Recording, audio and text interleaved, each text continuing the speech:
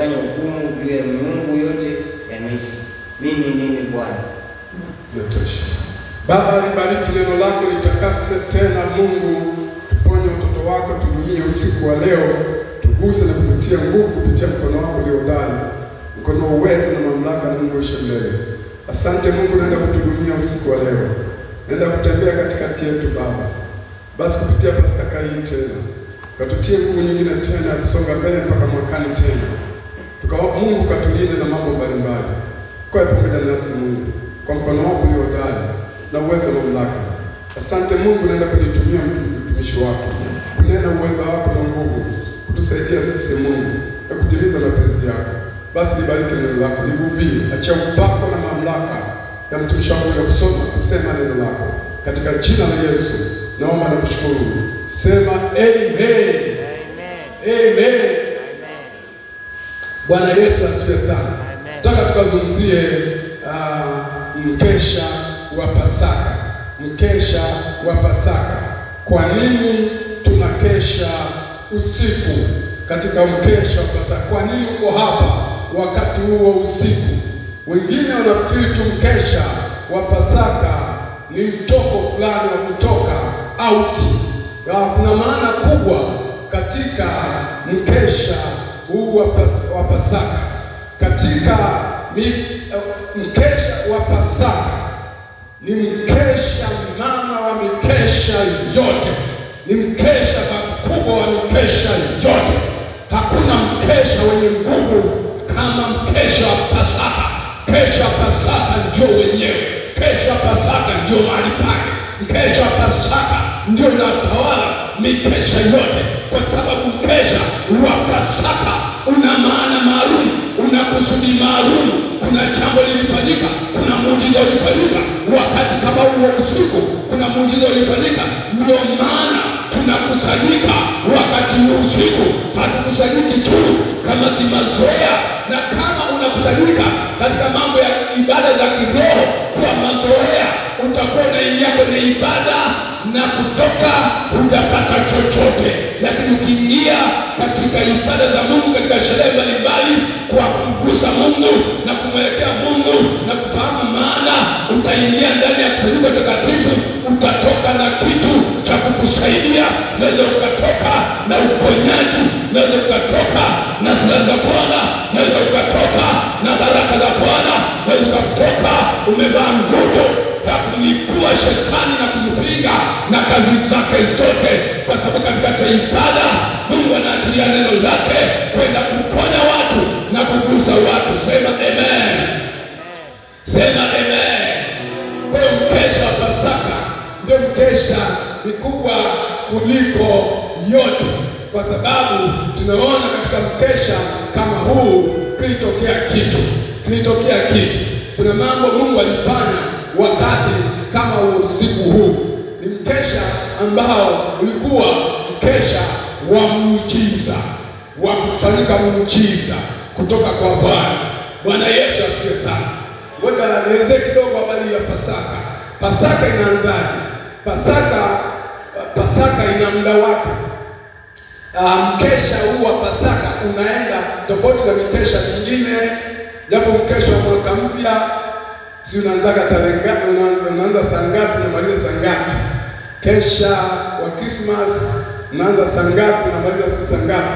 Lakini mkesha wa Pasaka unaanza tu pale wakati jua linazama, ndio Pasaka inaanza.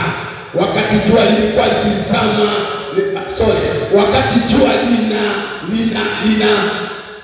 ndio wakati jua tu pale linazama, ndio mkesha unaanza katika siku ya pili. Wakati jua lilikuwa linazama ndio tulianza kukesha. Tuanze sasa, tulianza wakati jua linazama, alafu inakwenda kuisha wakati jua linachomoza, ndipo Pasaka inaisha pale, na pale inaanza mambo mengine, pale zinaanza shughuli zingine, pale inaanza mipango mingine.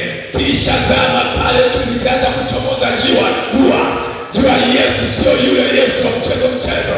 Yesu ndipo anaanza kuchomoka kwa waliokufa na kutoka kule na kuwaacha pale, sio wa kawaida tena. Ndio pale tunasema sasa tunasubiria wakati kesho jua linachomoka, wanaume anatoka kule kuzimu, anachomoka katikati ya watu, anachomoka na kule duniani, anakuja hapa duniani, anatembea, anatanga siku 40 akiwafundisha wanafunzi, anakuwa mahali hapa. Baada ya siku 40 mwanaume anaacha dunia, anapanda kwenda mbinguni. Haleluya, haleluya, haleluya, haleluya. Hivi sasa hivi uko ndani ya muujiza, ndani ya mkesha. Sasa unapoingia kwenye sherehe yenyewe, ukikosa mkesha, watu hawajui, Wakristo wengi hawajui siri za mambo haya. Sherehe za kimungu zina taratibu zake, inatakiwa uzipatie, utembee kwa kanuni, na ukitembea kwenye kanuni zake, lazima kuna kitu naenda kupokea, lazima kuna nguvu inaachiliwa kwenye maisha yako. Haleluya, haleluya. Kama umekosa mkesha, umekosa kitu kikubwa sana. Wasikuache kila siku wewe unabaki nyumbani, utakuwa unakosa mkesha, utakosa kitu cha thamani, au kosa kitu cha thamani sana, kwa sababu Kristo wetu kama sio Pasaka, kama sio Yesu kuweza kusulubishwa, acha tu kwanza kuzaliwa kule, angezaliwa tu angeweza kusulubishwa kule, kusulubishwa na ahadi za Mungu kutimia, kwamba mwanao atazaliwa tena, atakuwepo, atateswa, alafu akishateswa atakufa, akishakufa atafufuka, na ile ahadi itatimia. Hiyo ndio muujiza kwamba kanisa liko pale. Bila hivyo basi kanisa linakuwa halina, kama sio mkesha. Kama hujui mkesha, hujui maana mkesha kwenye Ukristo wako, basi unakuwa bure. Bwana Yesu asifiwe sana. Na ndio uthamani kimwili na kiroho unatokea hapo, kufa na kufufuka kwake Yesu. Kwa sasa uko ndani, unapoingia hapa uko mahali sahihi wa mkesha kama huu. Uko mahali sahihi na wakati sahihi na kupokea muujiza. Na nakuambia kwa Bwana, katika mkesha huu Bwana achilie kitu cha kuweza kukusaidia katikati ya maisha yako. Haleluya, haleluya, haleluya. Wana wa Israeli walipokuwa wamepata Pasaka, wakachukua maagizo yake na kuchukua damu yake.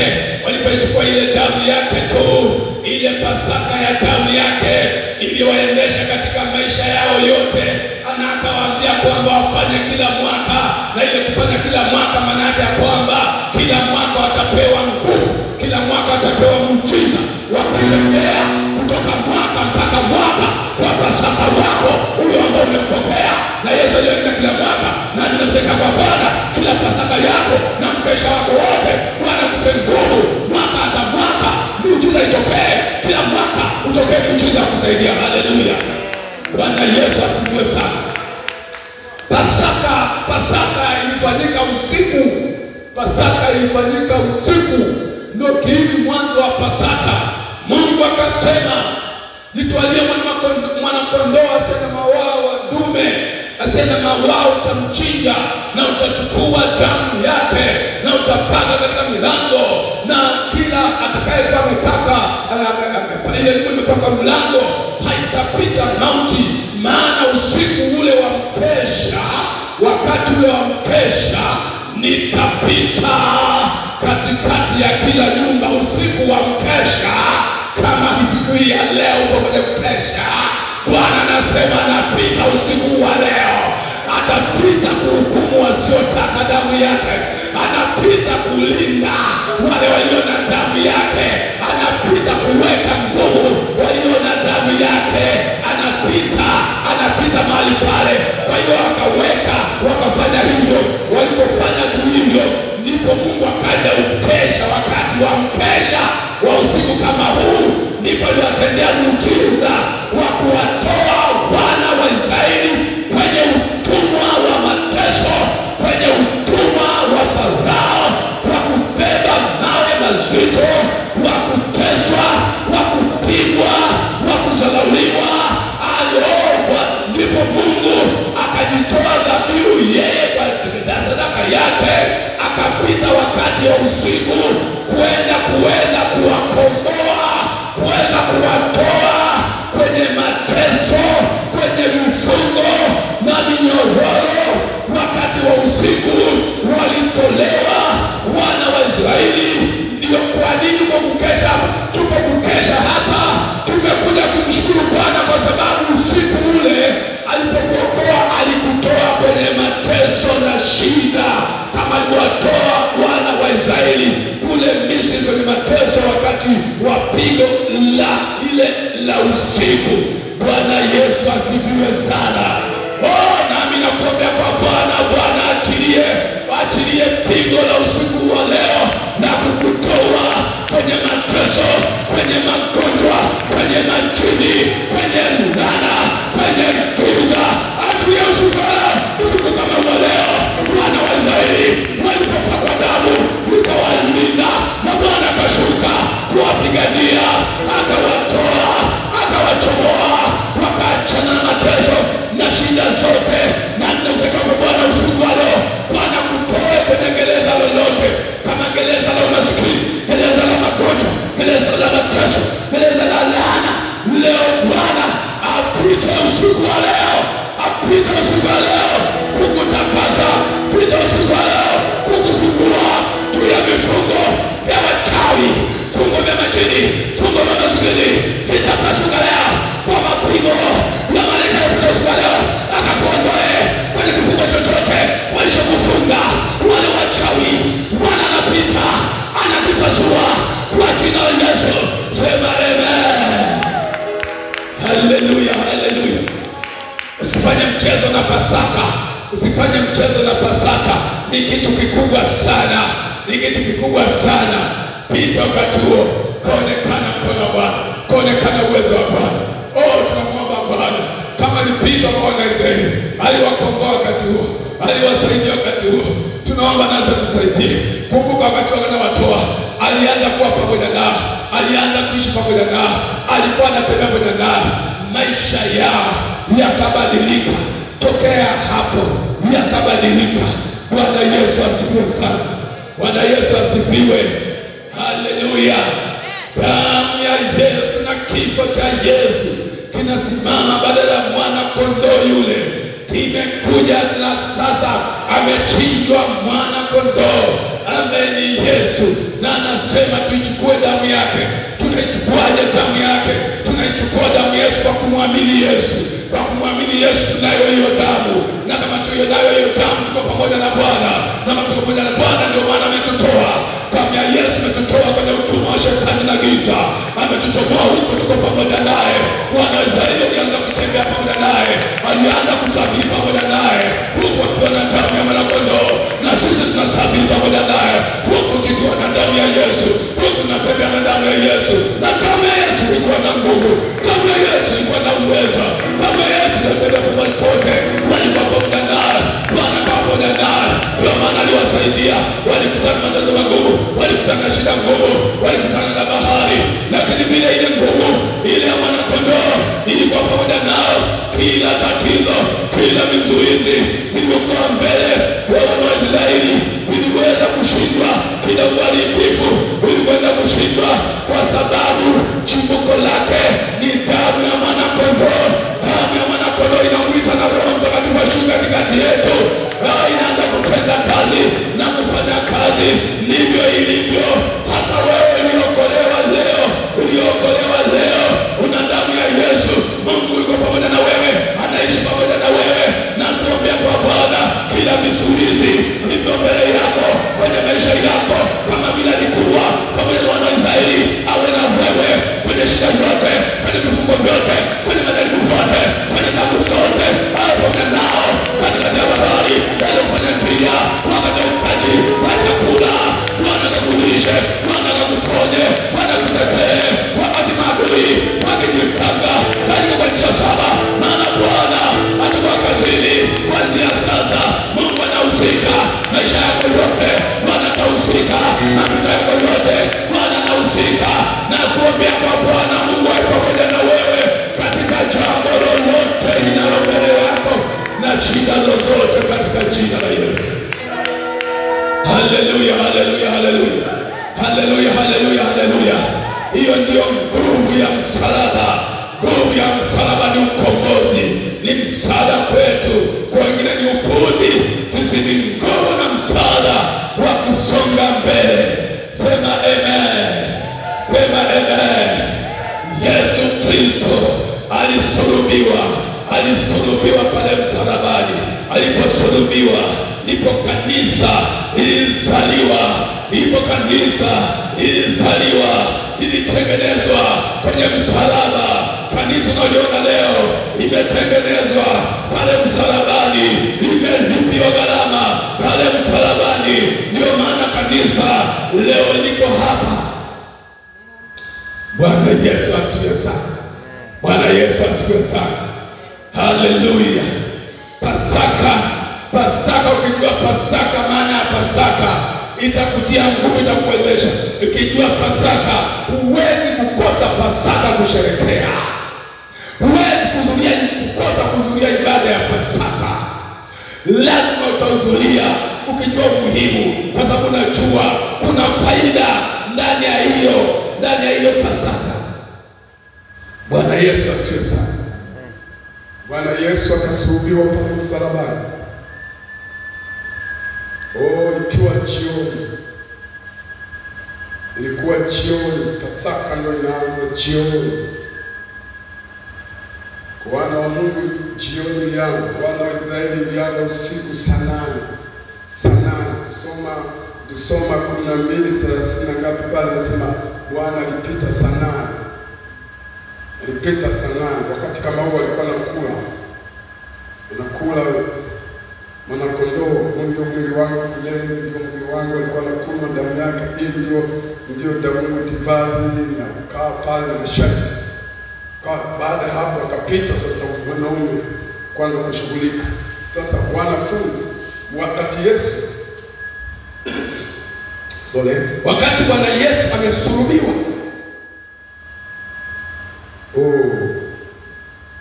wanafunzi wake wengine wakamkana, wengine wakakimbia. Wengine wakamkana, wengine wakakimbia.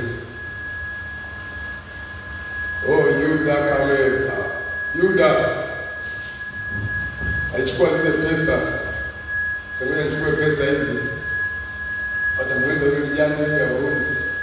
Hata wale jamaa wanamuita mjane yule. Wachukue pesa yule hawatamweza, watapiga mpako kule unatosha. Wakitokea mpako atadondoka. Petro akasema itawezekana. Sasa ule upako, ule nguvu asiyekufa, ambaye hawezi kufa hapo na upako. Na kweli kwa hivyo walikuwa na uwezo huo. Sasa wakaona jamaa amekunjwa, amekamatwa. Petro akasema hivi ni kweli nini? Si kama kweli. Akachukua upanga akapiga. Sasa tafadhali wanarudisha sikio la watu wachavana. Mambo ndio. Yuda akasema mjanja wote jamaa ameshinda. Akaanza kujuta. Petro naye akaanza kujuta kwa kila mmoja akaanza kutubu kivyake. Akaanza kutubu Petro akatubu kivyake, Yuda akatubu kivyake. Lakini toba la Yuda ilikuwa ni majuto ya kujilaumu tu. Toba la Petro ilikuwa ni toba la kuelekea kwenye neema ya kusamehewa. Yuda toba yake ilikuwa sio ya neema, akaenda kujitoboa tumbo. Alafu na pesa yenyewe asile ikaisha kununua vipande 30, kwenda kununua shamba na kujitoboa na kujiua, akajiua. Petro akapata msamaha, akasamehewa. Nashikaendelea. Unajua tunakosea, lakini hatutaki kukaa kwenye kosa. Tunatakiwa kutoka kwenye kosa. Ndio tunakosea, lakini kutoka kwenye kosa. Usikae kwenye kosa. Usiendelee kuishi na kosa, kuishi kwenye makosa. Unatakiwa utoke kwenye kosa, unaweza kupona. Yuda inaonekana alikaa kwenye makosa kaangamia. Tuweze kutoka kwenye. Okay. Sasa wamekuwa hivyo amenani hapo ndio wakapata hofu sasa. Ndio wakapata hofu mwingine kaanza kurudisha hela jamaa kwa amekufa bwana fikitani huko.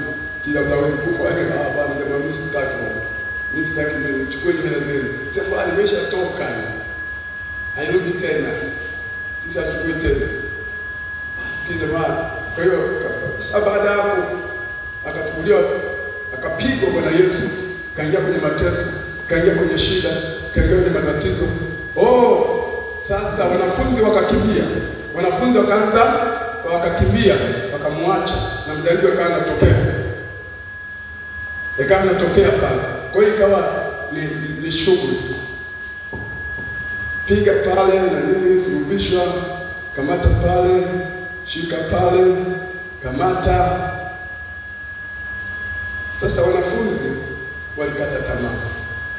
Asiyekufa amekufa. Seguze sisi. Tutaweza. Yule jamaa alikuwa na upavu. Sasa mimi sio kabisa. Asiyekufa amekufa. Tutakuwa ni shida. Wakamsulubisha pale na ziaka zote. Wakamziaki pale. Na ziaka zote wakamziaki, wakamsema pale. Wakasema mambo mbalimbali. Unajua wakati Yesu akasema wewe kama mwana ujiokoa ulifanya miujiza kwa wengine. Miujiza wewe huwezi kujifanyia mwenyewe, unafanya kwa wengine. Miujiza kwa inakataa. Nasema daktari ajitibwe.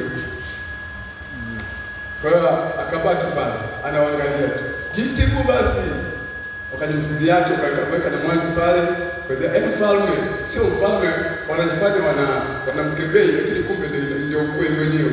Lakini wenyewe wanafikiri na mzi yake, kumbe ndio wanafanyishwa na Mungu kwa yule mfalme kweli kweli, msikie mnatania. Wakachukua mwanzo wanampiga na nini pale.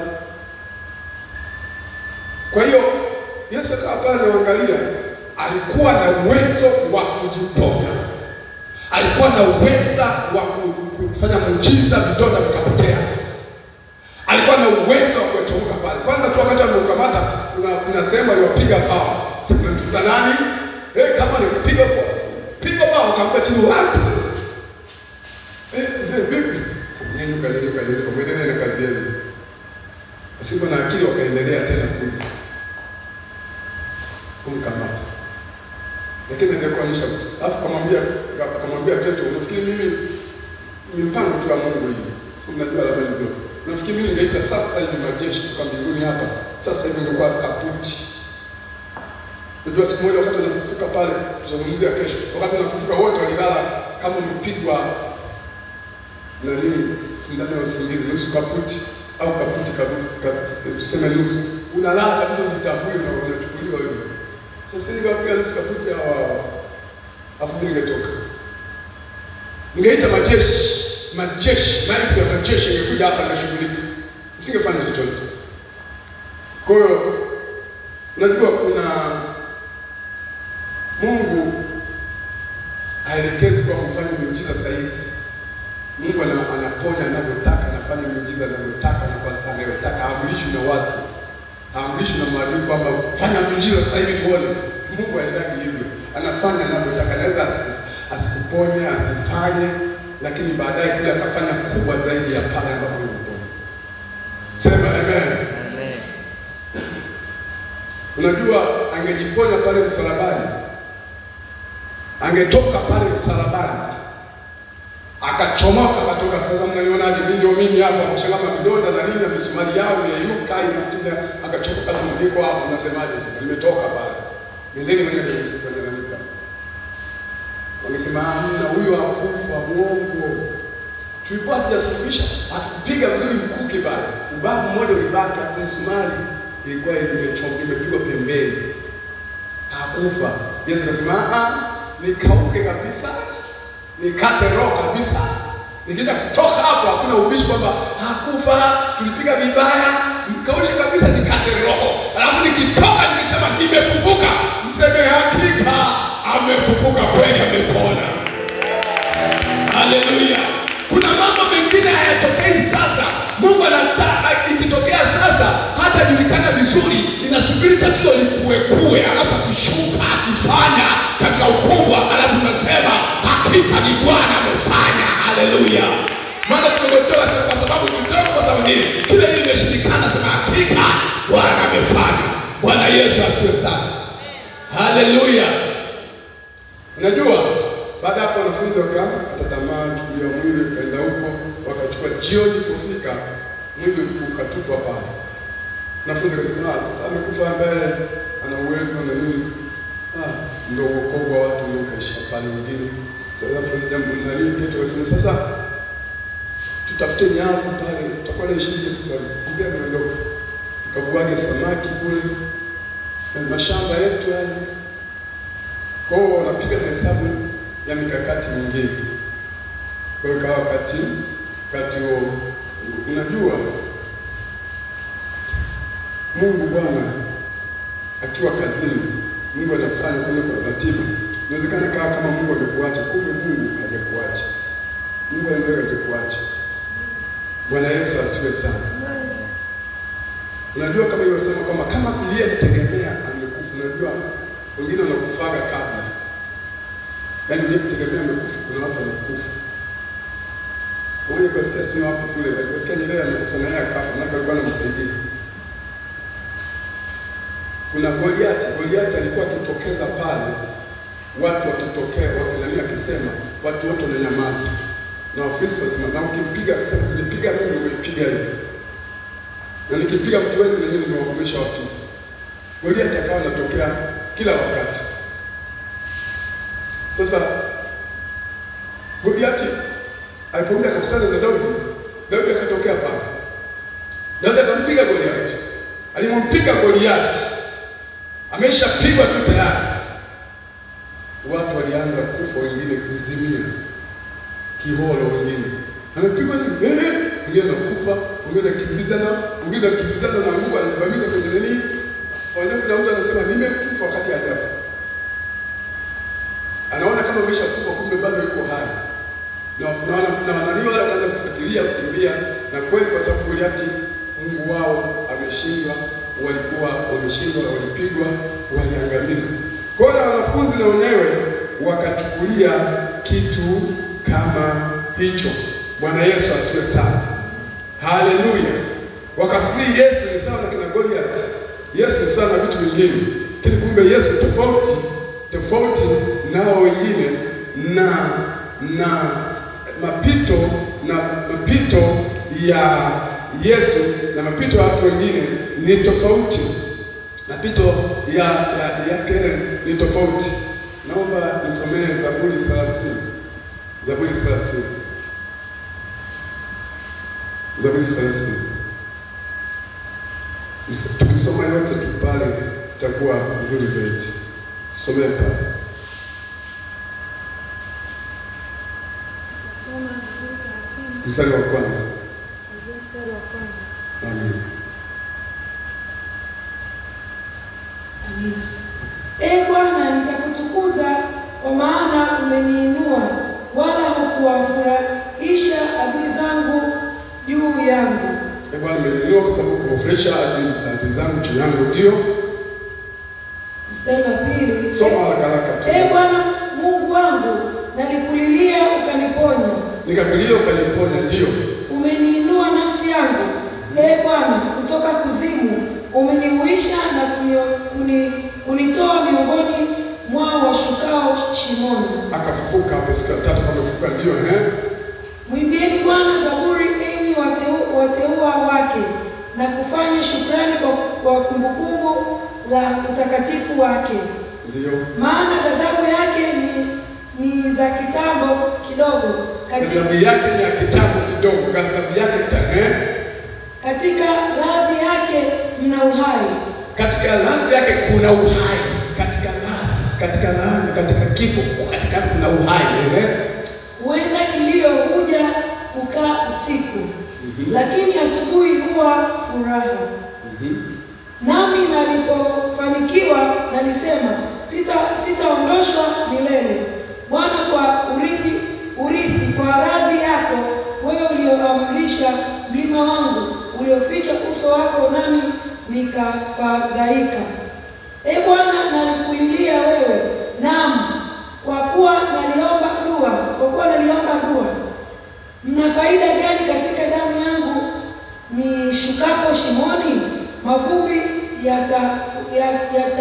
yatakusifu, yataitangaza kweli yako. Bwana, usikie, unirehemu. Bwana, uwe msaidizi wangu. Uligeuza matanga yangu kuwa machezo, ulinivua gunia ukanivika furaha, ili utukufu wangu ukusifu.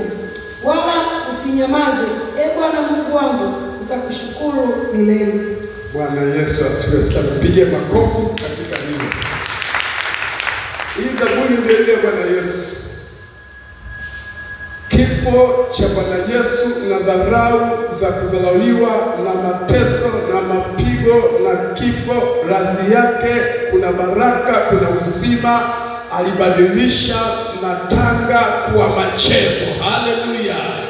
Akabadilisha vazi jeusi kuwa akavika vazi jeupe. Nini maana yake?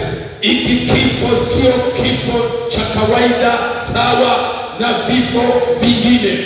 Kuna kushindwa kuliko beba ushindi. Kuna kushinda kuliko beba ushindi. Kuna matatizo yaliyobeba ushindi. Kuna kifo ambacho kimechanganywa na uhai na uzima. Anasema kile kifo chake sio cha kawaida. Hakijabeba tu kifo. Haleluya. Bwana Yesu asifiwe sana. Ni Yesu peke yake aliyebeba uzima na kifo. Shetani amebeba kifo peke yake. Hawezi kuwa na uzima. Lakini Yesu anatembea navyo vyote viwili. Akitaka kukupatia chochote anakupatia. Akitaka kukupa kifo anakupatia. Akitaka kukupa uhai na uzima anakupatia. Anatembea navyo vyote tabo. Haleluya, haleluya, haleluya. Haleluya, haleluya. Shetani anamjua kuangamiza, anajua kuua, anajua kuharibu, lakini Yesu anajua kuua na kuangamiza, anajua kuponya na kufufua na kuumba. Huyu ndio Yesu. Anakwenda msalabani na kifo pale, anakwenda na kifo, lakini anakwenda na kifo ndani yake amebeba uzima. Anakwenda amedharauliwa, ndani yake amebeba heshima. Anakwenda amedharauliwa, ndani amedharauliwa, amechafuka, ndani yake ana heshima na utukufu. Ndio maana anasema kwamba alibadilisha matanga kuwa machezo. Katikati ya mauti na misiba, Yesu anabadilisha sherehe. Yesu anabadilisha sherehe. Haleluya, haleluya. Na Jumapili inakuja. Sasa hivi Yesu amekwenda mahali pale, amebeba hizo shida na tabu hizo zote, amebeba hizo shida, lakini kule mbele atatokeza katika shida, atatokea usalama, katikati ya kifo atatokea kufufuka, katikati ya ugonjwa atatokea uzima. Hicho ndicho ambacho Yesu anasema ndicho anacho, tofauti na wengine, wakuu wengine, wasimamizi wengine. Goliathi alipokufa alikufa tu, hakurudi tena kuwasaidia. Lakini Yesu alipokufa akafufuka, akawarudia kuwasaidia, na kuwatetea. Yesu akurudie tena katika jina la Yesu kusaidia. Yuko hapa Yesu, yuko hapa kusaidia. Hajafa tu, amekufa na kufufuka. Yuhai leo kwa ajili yako. Sema amen. Sema amen. Unajua mambo mengine kama shetani angejua asingeweza hata kusubutu kumsurubisha Yesu wa Nazareti asiye na tatizo. Asingejaribu hivyo, kwa sababu kufanya vile anamsababishia Yesu Kristo ndipo alete ushindi. Anamsababishia kwamba ndio Yesu aweze kuleta ukombozi, ndipo Yesu kuweza kumnyang'anya shetani uwezo wake wa kipepo na nguvu zake, kule kumsurubisha, kule kumtesa. Ndipo shetani anajimaliza, anajiua, anajiharibu. Badala angemwacha pengine angepona, lakini ile kwenda kumaliza na kusema nimemkomesha, kumbe ndio anamtengenezea na kuinuliwa zaidi. Kuna wakati adui yako ajui analofanya. Laiti ungejua singekufanyia jambo hili, kwa sababu kufanyia vile ndipo anakwenda kusababisha uweze kuinuliwa, ndipo sababisha ya kwamba yale kusudia kufanya wewe yakamtokea yeye. Kama angelijua amani, asingeweza kumtaka kumsurubisha Mordekai kwenye miti ya mkono wa msini. Singetaka kuanza kumsurubisha. Kama angelijua wale wasatu wa Meshaki na Abednego wasingeweza kumchochea moto. Kama wangejua kwamba, unajua shetani aliyo, kama wangejua ule moto utawachoma wenyewe, basi wangekoka moto kadogo ambapo kama kingekuja kasingeweza kuwafanya nini? Kuwachoma. Bwana Yesu asifiwe sana. Bwana Yesu asifiwe. Wangetengeneza kamoto ambako kasingeweza kuwazuru. Sasa itaenda moto kama tumkomeshe adui, kumbe ule moto wanajikokea wenyewe, wanajitengenezea wenyewe. Kama wangelijua kwa Danieli, kama simba wanaweka tundu la simba wenye njaa, kama watakula wenyewe, basi mule wangeweka sungula, kwa sababu sungula wasingeweza kuwazuru. Lakini kwa sababu adui anapofanya jambo baya anakuwa hajui ambacho kinaweza kuweza kutokea. Kwa hiyo ndio maana kama shetani angejua, singemsulubisha na kumkomesha kwenye misumari na kumpeleka kwenye misumari, kumpeleka kwenye shida zile, lakini kwa sababu hakujua, ndio maana alikuwa anafanya mambo haya. Bwana Yesu asifiwe sana. Haleluya. Hata wewe uko mahali hapo, kati adui anafanya jambo lolote la kuweza kukuzuru na kuangamiza, kama angelijua kwamba ndipo utakwenda kuinuliwa na utakwenda kuwa mkuu, angeweza kuacha, angeweza kuweza kufanya hivyo. Lakini kwa sababu tu ya kwamba hajui kwamba kile anafanya kwamba kinakwenda kinatengeneza muujiza kusonga mbele. Kaka zake Yusufu, kama angelijua kama ujamaa kufanya vile wanamsogeza kufanikisha mambo. Kuna mambo mengine tunakutana nayo, lakini yale mambo yanatukwenda kutimiza mpango wa Mungu na kusudi la Mungu kwenye maisha yetu. Bwana Yesu asifiwe sana. Kila jambo, si kila jambo lenye maumivu na shida. Ni kweli na maumivu na shida, si kwamba linapita bure, halina kitu chochote. Na ukikuta tatizo, jaribu linakufuatilia sana, kuna kitu Yesu anakitafuta kwako. Bwana Yesu asifiwe sana. Bwana Yesu asifiwe. Kama kuna kitu kinakufuatilia na hujatenda dhambi, jua kuna kitu Yesu anakitaka kwako cha kuweza kusaidia na kutengeneza zaidi. Yesu anatafuta jambo la ile msalabani, kuna jambo ambalo linasababisha kwamba aweze kutimiza jambo fulani katikati ya maisha yake. Bwana Yesu asifiwe sana. Haleluya. Kwa hiyo Yesu alikwenda mahali pale, akasulubishwa, akaenda pale, lakini sasa huyu ni kifo chake, kifo hiki cha Bwana Yesu. Kifo cha Bwana Yesu sio cha kawaida. Kifo hiki cha Bwana Yesu sio kawaida. Kuna majaribu mengine sio ya kawaida. Majaribu haya yamebeba ukuu wa Bwana, yamebeba jambo kubwa ya Mungu. Ana mipango mikubwa ya Mungu. Tunakuwa tumetulia na kusubiri mapenzi ya Mungu. Kumbuka siku ya Jumatano na Alhamisi nilisema utakuwa umeshajiandaa tayari kwa ajili ya ile tatizo. Umeshajipanga kwa ajili ya ile tatizo, umeshajiandaa kwa maombi. Inachofuata sasa, unatembea katika nguvu ya Bwana kwenda kutimiza mapenzi ya Bwana. Sasa Yesu anatembea katika hilo jaribu na amesulubishwa, lakini kuna kitu kikubwa ambacho kinakwenda kutokea zaidi ya hilo tatizo.